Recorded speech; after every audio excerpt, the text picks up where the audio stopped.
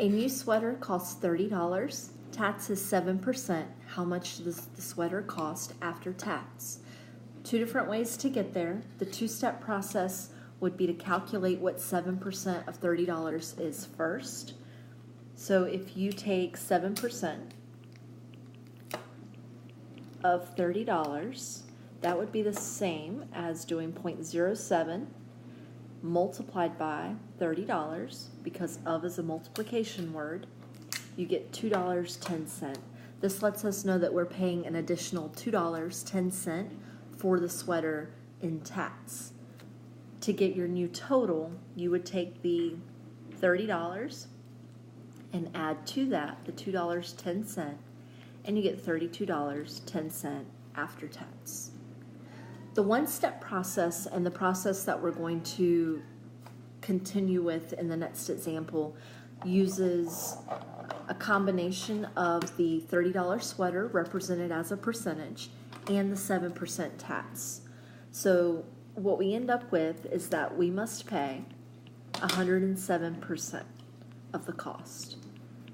Right? 107% of the cost. That's because we're doing 100% of the original price. That 100% represents the $30 sweater. In addition to that, we're paying 7% in sales tax, totaling 107% for what we have to pay. 107% of 30 can be solved by doing 1.07 multiplied by 30, and you'll get $32.10. To increase the price by 7%, we multiplied by 1.07. Right, 1.07. This is from combining together 100% of the cost of the sweater and the 7% sales tax. 1.07. So let's apply this with some variables just so you can kind of get a basic formula to carry on with as we go forward. To increase by our percent, we would multiply by 100 plus R divided by 100. Right, this layout makes it look like it's more complicated than it actually is, but if we kind of think through this problem that we've just done, this is where it's coming from. So we would multiply by 100% of the original.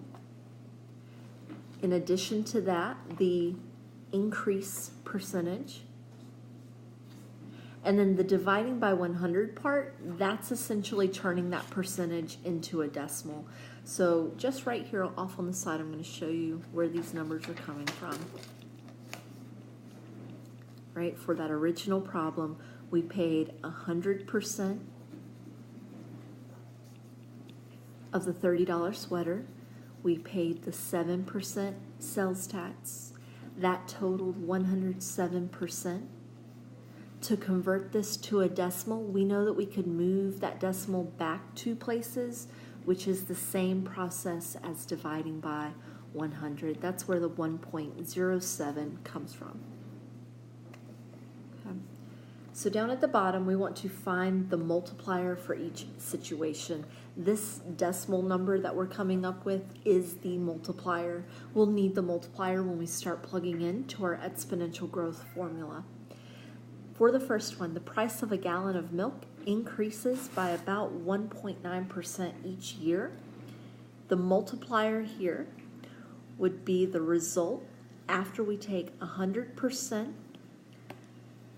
of the original price for the gallon of milk. We add to that the 1.9% increase that it's having each year. That's totaling 101.9%. The multiplier will always be represented in decimal form, so we're going to divide this by 100, or we know that that's the same as just moving that decimal back 2 places. We end up getting a multiplier of 1.019 to represent the increase in price for the gallon of milk. For the next example, your new savings account gives you 4.5% interest annually. So we are getting 100% of what we already have in savings. We're combining to that 4.5% interest. This gives us a total of 104.5%. The multiplier is always going to be in decimal form, so we're dividing by 100 or moving that decimal back 2 places. 1.045 is the multiplier for this example. Last one in this category, we're looking for the multiplier when the use of bicycles in Santiago, Chile has gone up by about 20% each year. So we've got 100%, the 20% increase each year, totaling 120%. We're turning this into a decimal by dividing by 100 or moving that decimal back 2 places. You get a multiplier of 1.2.